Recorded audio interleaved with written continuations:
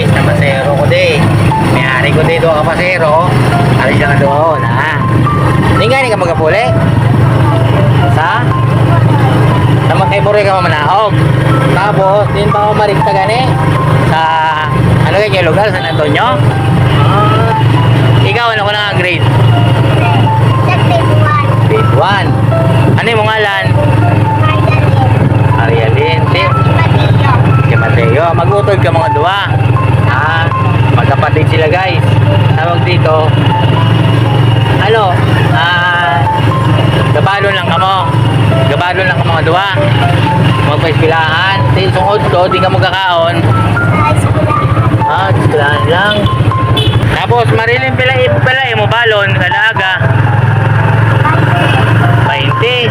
Tapos litihan nyo pa nga duwa. 5 pulo na lang bilin. Pero may balon na ka mga sudan. Di ang 20 mabakal pa ka mga sudan. Bo, kaluoy. Di, ano nga sudan mabakal nyo?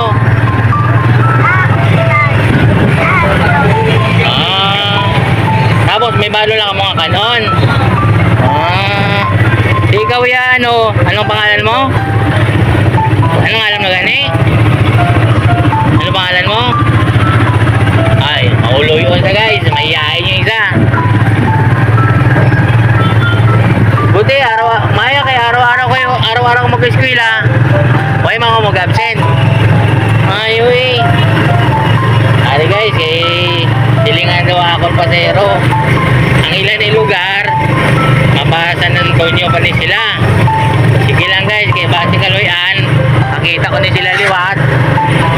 Nakita ko ni sila.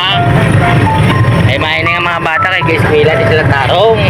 Dahil ang iba ng mga bata nga daw pawala. Di sila nga doya. Eskwela gini sila nga doa. Nakabay pa nga base Pero pangitaan ko rin sila nga doa. Kaya ako man sila i-post. Nanginapan nasakay ko sila sa biyahe. Si papa mo yan, obra? Ha? Sa Iloilo? Mama mo yan? Oh, ay no. Sinupo dila sa inyo balay. Guys, si mama papa nila sa Iloilo, si mama nila sa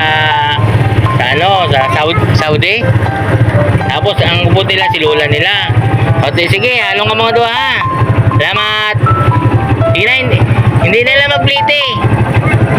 Sige na, bye-bye na. Bye-bye.